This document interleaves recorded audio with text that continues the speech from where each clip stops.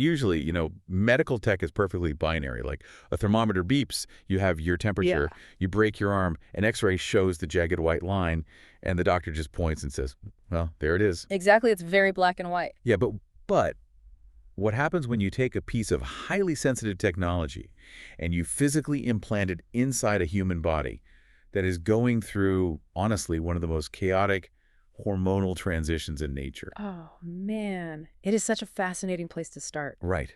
Because that is exactly the diagnostic muddy water we are diving into for you today. Yeah, because when you introduce those fluctuating, totally unpredictable hormones into the mix, Wow. that expectation of clean, perfect data gets incredibly murky. Totally. And when you, the listener, put this massive stack of research together for us, I mean, we're talking everything from the British Menopause Society recommendations to university doctoral theses on continuous glucose monitors. Clinical reviews, product formularies, all of it. Right, all of it. I have to assume you noticed how contradictory some of the advice out there actually is. Oh, absolutely. One paper tells you hormones are a absolute miracle, and then, another warns about overlapping medications. Exactly. So we are synthesizing all of this today to answer one highly specific, really fascinating question for you. Can the use of systemic hormone replacement therapy, or HRT, affect the regulation and data accuracy of implanted continuous glucose monitors? Yeah, and to even begin to answer whether HRT messes with this tech, I feel like we first have to understand the environment the tech is sitting in. Right, setting the stage. Exactly. We need to look at what exactly is happening under the skin of a menopausal woman that makes her, need a continuous glucose monitor or is CGM in the first place. Okay, so what is the biological baseline here? Like, why does a woman's ability to regulate her blood sugar suddenly just fail when her endogenous hormones, the ones she naturally produces, begin to decline? Well, it fails because estrogen isn't just about reproduction. Believe And it that or is a massive oversimplification. Estrogen is a metabolic powerhouse. We rarely talk about this, but it actively preserves your muscle mass through protein synthesis. Oh, well, I didn't know that. Yeah, and it dictates exactly where your body stores fat. And crucially, it acts as a fundamental regulator of how your body processes glucose. Okay, let's unpack that a bit. How exactly does a reproductive hormone regulate glucose? It comes down to insulin transport. So estrogen actually stimulates the linings of your blood vessels to actively transport insulin out of the blood and deliver it directly into your skeletal muscle tissue. Oh, interesting. And that is vital because your skeletal muscle is, it's the primary sink for glucose. It is responsible for the vast majority of insulin-stimulated glucose disposal in your entire body. Okay, so it's kind of like, think of estrogen like the traffic cops in your bloodstream. I like that, yeah. It actively directs the insulin to, pull over and deliver the glucose directly into your muscle tissues. Exactly. But when estrogen drops during perimenopause and menopause, all the traffic cops basically go on strike. They absolutely do. And the glucose just drives right past the muscles and backs up in the bloodstream. That is exactly what happens physiologically. And because the glucose is backing up, your pancreas starts panicking. Because it doesn't know what to do. Right. It works overtime, pumping out more and more insulin to try and force that glucose into the tissues. And the result of that vanishing estrogen is just a cascade of metabolic disasters. Like what? Well, you see a shift toward increased visceral fat, that deeply inflammatory fat around your abdominal organs, and you see an acceleration of muscle loss, which is called sarcopenia. And because you are literally losing the muscle tissue that is supposed to absorb the glucose, your insulin resistance just skyrockets. Exactly. It's a vicious cycle. I noticed in one of the clinical reviews you sent us that women with type 1 diabetes seem to have a uniquely terrible time during this transition. Why is that? The numbers on that are staggering, honestly. Because these women are already monitoring their glucose so closely, they provide an incredible window into this metabolic chaos. Right. The data is already there. Exactly. Around 40% of women with type 1 diabetes report a significantly higher HbA1c, which is the 3-month average of your blood glucose after their final menstrual period. 40%, that's huge. Yeah, and they report experiencing extreme highs and these devastating lows for absolutely no apparent reason. I mean, the fundamental rules of their own bodies just change overnight. Which brings up a really obvious question, I think. If the loss of estrogen is causing all of this profound metabolic dysregulation, does replacing it actually fix the problem? Right. Like, is HRT fundamentally changing the glucose numbers that a CGM is going to read. The data strongly supports that it does. One of the most fascinating pieces of research you sent us looked at a massive meta-analysis of over 29,000 participants. Okay, that's a lot of people. It's massive, and it showed that HRT significantly reduces overall insulin resistance. In healthy postmenopausal women, initiating HRT lowers their insulin resistance by about 13%. Wow. And critically, it decreases the incidence of developing type 2 diabetes by over 30%. Wait, but what if you are already dealing with diabetes? Because, a 30% preventative drop is great, but does it help someone whose system is already compromised? It absolutely does. For women already diagnosed with type 2 diabetes, the clinical improvement is even more pronounced. The analysis showed a 36% reduction in fasting blood glucose. Wait, 36%? Yeah, and a 0.56% drop in their HbA1c. That sounds almost too good to be true. I mean, if it's that effective at dropping fasting blood glucose, why isn't every doctor prescribing HRT the second a woman shows signs of prediabetes? Like, is HRT secretly a diabetes medication now? Okay, I am really glad you pushed back on that because that is a very dangerous assumption to make. Right. The medical guidelines from the societies in your stack explicitly state that HRT is not a primary preventative measure or a standalone treatment for diabetes. Okay, so it's not a magic bullet. Not at all. It is a powerful tool, sure, but the researchers emphasize something called the timing hypothesis. Which is what? It means HRT is most metabolically beneficial when it is initiated within 10 years of menopause. That is your critical window to protect your cardiovascular and metabolic systems. Gotcha. And even then, it has to be combined with lifestyle interventions. You still have to do the resistance training to build that insulin-sensitive muscle. Right, you still need the protein and the fiber. Exactly. HRT fixes the hormonal foundation, but you still have to put in the work to build the house. Yeah, and another massive caveat I saw in the doctoral theses you provided is how you actually take the hormones. The delivery method is everything, right? Oh, completely. Because they heavily prefer transdermal HRT like patches or estrogen gels over just swallowing a pill. Yeah, because the route of administration changes the entire biological impact. When you swallow an oral estrogen tablet, it goes through your digestive tract and gets hit by your liver first. Right. That's called first-pass metabolism. You are essentially bombarding the liver with hormones, which forces it to overproduce clotting proteins. Ooh, that doesn't sound good. It isn't. That raises your triglycerides and significantly increases your risk of dangerous blood clots. But transdermal delivery bypasses the liver entirely. Precisely. A patch or a gel absorbs right through the skin and goes directly into the bloodstream. So it remains neutral on your triglycerides, and it does not elevate that clotting risk. Okay, so we've established that the body's metabolic baseline is completely altered by the loss of hormones, and that transdermal HRT powerfully steps in to regulate it. Right. But let's look at the actual technology now.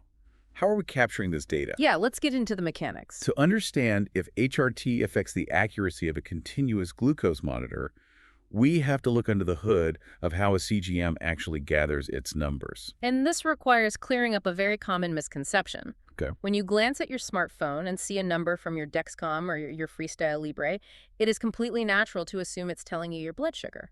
But CGMs do not measure blood glucose directly. Wait, they don't touch your blood at all? Exactly. Yeah. They measure what is called interstitial glucose. Interstitial? Yeah, this is the sugar found in the interstitial fluid, which is basically the fluid that bathes the cells in your subcutaneous tissue just beneath the surface of the skin. Okay, so how does a tiny flexible wire sitting in cellular fluid turn into a digital alert on my phone? Well, it relies on an incredibly sensitive enzymatic reaction. The tiny sensor wire inserted under your skin contains an electrode that is literally soaked in an enzyme called glucose oxidase. Okay. When that specific enzyme comes into physical contact with the glucose floating in your interstitial fluid, it catalyzes a chemical reaction. Yeah. And that reaction produces a microscopic electric current. Oh, wow. So the device is translating biology into electricity. Yes, exactly. The strength of that electrical current is directly proportional to the concentration of glucose in the fluid. That is wild. Proprietary algorithms then take that electrical signal and mathematically translate it into an estimated blood glucose reading. But because it is measuring the interstitial fluid and not the actual blood in your veins, there has to be a delay, right? A significant one, actually. There is an inherent physiological lag of about 5 to 20 minutes. Wow, up to 20 minutes. Yeah. So when you eat a piece of cake, the glucose hits your bloodstream first. Only then does it slowly diffuse out of the blood vessels and seep into the interstitial fluid where the sensor can actually detect it. Okay, so here's where it gets really interesting. Using a CGM is kind of like seeing the flash of lightning before you hear the thunder. I love that analogy. Right. The actual blood glucose spike happening in your veins is the lightning. But the interstitial fluid catching up 15 minutes later, that is the thunder. Yes. The CGM isn't actually capturing the lightning, it's just recording the thunder and guessing how big the lightning bolt was. That is a highly accurate way to visualize it. The CGM is always living slightly in the past, measuring the physiological echo of what just happened in your bloodstream. Which brings us to the grand intersection of this deep dive. Here we go. We have a highly sensitive electrode sitting in interstitial fluid, relying on a delicate enzymatic reaction. Yeah. And we have a patient taking systemic hormones that are fundamentally changing her vascular and metabolic landscape. Right. Do these two interventions clash? Like, does HRT physically or chemically break the CGM's data accuracy? So to answer that, we have to split the concept of accuracy into two categories, chemical and physical. Let's look at the chemical side first. Okay. The clinical data is very clear about what chemically interferes with the CGM. If you take high doses of vitamin C, over 500 milligrams a day, or heavy doses of acetaminophen, those compounds will chemically interact with the glucose oxidase on the sensor. And that messes up the reading. Yeah, it'll falsely inflate your glucose readings. Oh, gotcha. What about estradiol and progesterone? Do they hijack that chemical reaction? They do not. Systemic HRT is not listed as a chemical interferent. Estrogen and progesterone do not disrupt the glucose oxidase enzyme. Okay, good. So strictly from a chemical standpoint, the enzymatic accuracy of the sensor remains perfectly intact. Okay, but you said there's a physical side to this too. Right. And this is where I think the research you shared gets incredibly nuanced. It does, because we have to look at the physical environment of that interstitial fluid itself. Right. The research on continuous hormone monitoring, specifically looking at emerging biosensors like the Claire monitor, notes something very important about how hormones change our physical state. What did they do? Well, progesterone naturally causes measurable extracellular fluid retention. It makes you hold on to water. Oh, okay. And exogenous estradiol promotes vasodilation, so it widens your blood vessels, and it actually lowers your core body temperature. And since the CGM is literally bathing in that extracellular fluid. Exactly. HRT is undeniably altering the physical environment the sensor lives in. The volume of the fluid surrounding the wire, the temperature of the tissue, the vascular blood flow rushing past it, the hormones change all of it. But wait, does a change in fluid volume or temperature ruin the reading? Does it make the thunder sound different? This is where we zoom out to the bigger picture, because it actually does the exact opposite. Really? Yeah, HRT's powerful effect on the body's overall glucose regulation ends up dramatically improving the CGM's functional accuracy. How does that work? Remember that 5 to 20 minute time lag we discussed? Yeah, the delay between the blood and the fluid. Right. That lag is always most problematic during rapid, violent shifts in blood sugar.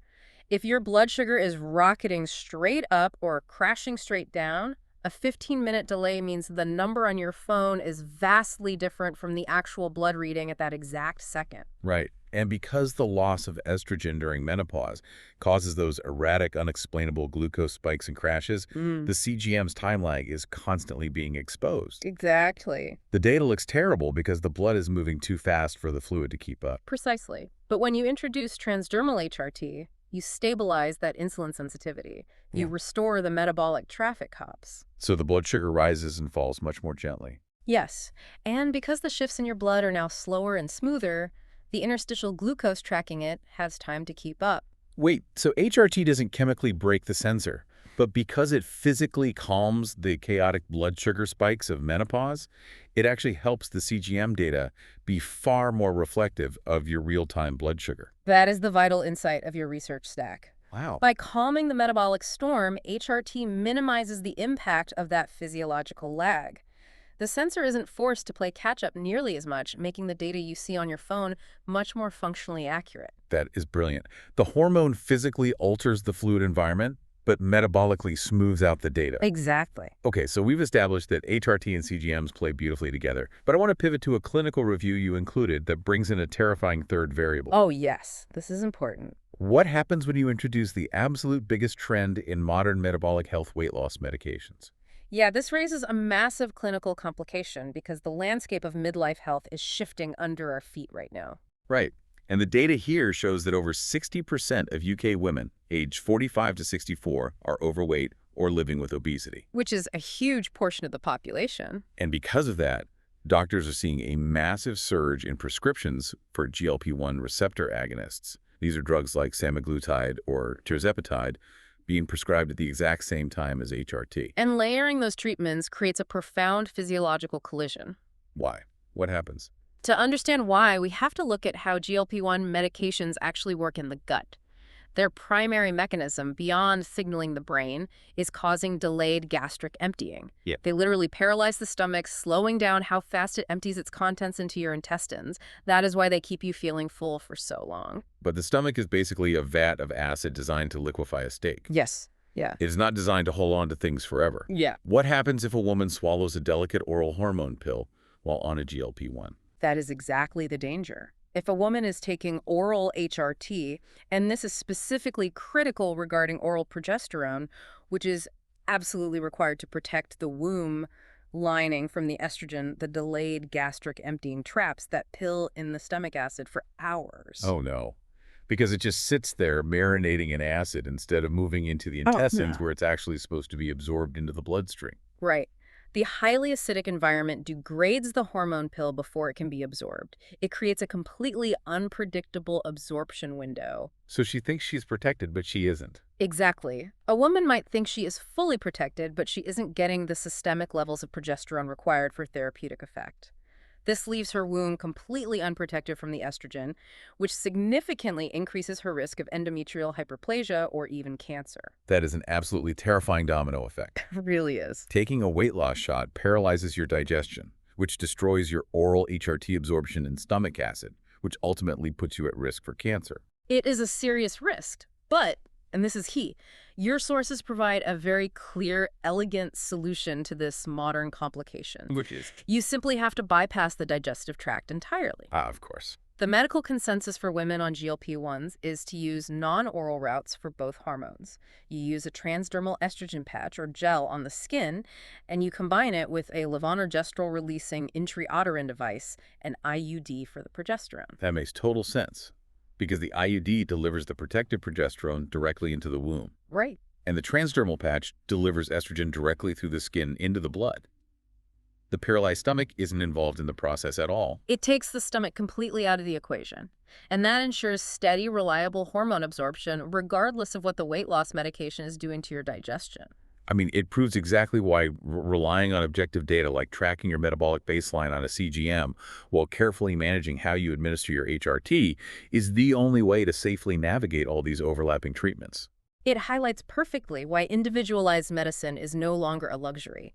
It is a fundamental necessity. Yeah. You simply cannot layer these incredibly powerful physiological interventions on top of one another without understanding how they mechanically interact inside the body. So we've covered incredible ground today. We started with the chaos of menopause, where the loss of estrogen fires all the metabolic traffic cops, leaving glucose backed up in the blood. Right. We saw that transdermal HRT steps in to powerfully regulate that system, dramatically lowering insulin resistance.